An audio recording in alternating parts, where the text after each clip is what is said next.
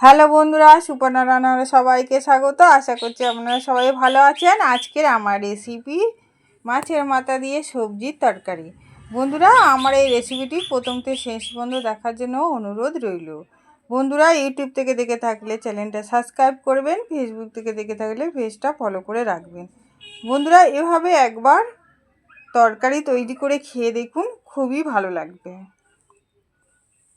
বন্ধুরা, আমি এখানে দুটো আলু নিয়েছি মাঝারি সাইজের, আর 300 গ্রাম শিম আমি নিয়েছি, আর 300 মতো আমি মূলো শাক নিয়েছি, 300 গ্রাম মতো পালং শাকও আমি নিয়েছি। আমি ওগুলো সব কেটে নেব। আমি এখানে বড় সাইজ একটা পেঁয়াজ নিয়েছি, সেটাও কেটে নেব। আলুগুলো দেখুন বন্ধুরা, আমি এভাবে কেটে নিয়েছি, শিমটাও ওইভাবে কেটে নিয়েছি, পালং শাকটা আমি এই কেটে নিয়েছি, মূলো শাকটাও আমি কেটে নিয়েছি, পেঁয়াজ আর কাঁচা লঙ্কা আমি কেটে নিয়েছি। মাছটা আমি ভালো করে ধুয়ে নিয়েছি। এবার মাছের মধ্যে একটু নুন আর হলুদ দিয়ে আমি মাছের মাথাটা মাখিয়ে নিচ্ছি। আমি এভাবে হাত দিয়ে মাছের মাথাটা ভালো করে মাখিয়ে নিচ্ছি। আমি এখানে কাতলা মাছের মাথা নিয়েছি, আপনারা মনে করলে রুই মাছের মাথা দিয়েও তরকারি তৈরি করতে পারেন।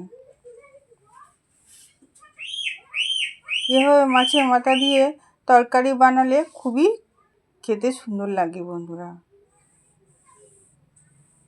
দেখুন বন্ধুরা, মাছের মাথাটা মাখানো হয়ে গেছে।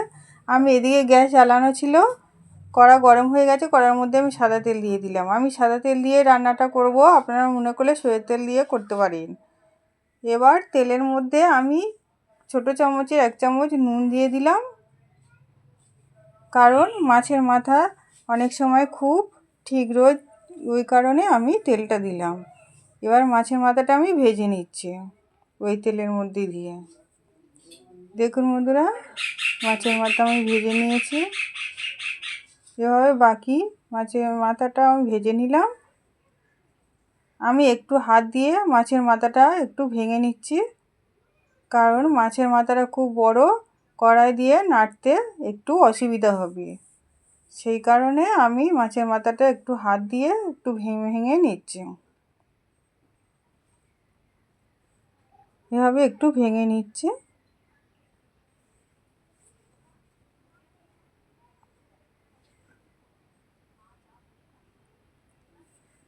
আমি মাছের মাথাটা থালার মধ্যে রেখে দিয়ে সরিয়ে রাখলাম।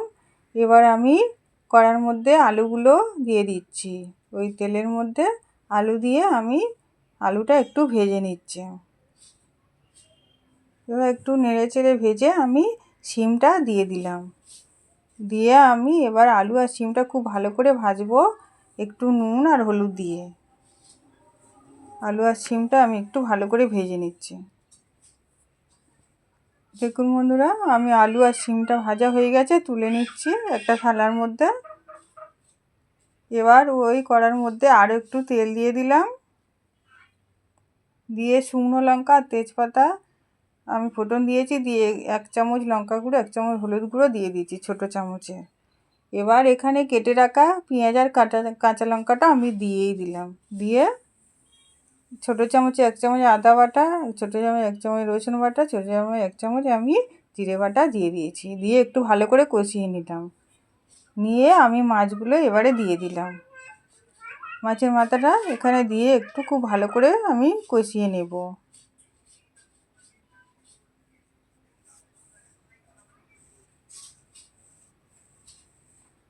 এবারে আমি মূলো শাকটা দিয়ে দিলাম।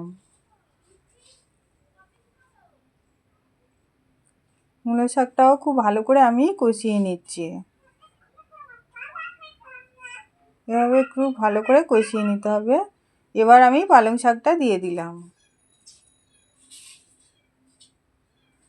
পালং শাকটা দিয়েও আমি খুব ভালো করে কষিয়ে নেব। আমি এর মধ্যে আর জল দেব না, শাকের মধ্যে যে জল থাকবে সেই জলেই রান্না হয়ে যাবে। শাকের মধ্যে তো জল বেরোয়, সেই জলটাতে সব সিদ্ধ হয়ে যাবে। এবার আমি এখানে ভেজে রাখা আলু আর শিমটা দিয়ে দিলাম। দিয়ে খুব ভালো করে কষিয়ে নিচ্ছে। একটু স্বাদ মতো নুন আর এই স্বাদ মতো একটু চিনি দিয়ে দিলাম। দিয়ে খুব ভালো করে কষিয়ে নিলাম। নিয়ে আমি চাপা দিয়ে দিলাম। আধ ঘন্টা পরে খুলে আমি দেখাচ্ছি। দেখুন বন্ধুরা, তরকারিটা প্রায় হয়ে এসেছে। দেখুন বন্ধুরা, আমার তরকারিটা হয়ে গেছে। আমি নামিয়ে নিচ্ছি। আমি একটা ছোট ডেকচির মধ্যে তরকারিটা রেখেছি। দেখুন বন্ধুরা, কত সুন্দর হয়েছে, খেতেও খুব সুন্দর লাগে। বন্ধুরা, আমার এই রেসিপিটি যদি ভালো লেগে থাকে তাহলে একটা লাইক, কমেন্ট, শেয়ার করে দেবেন।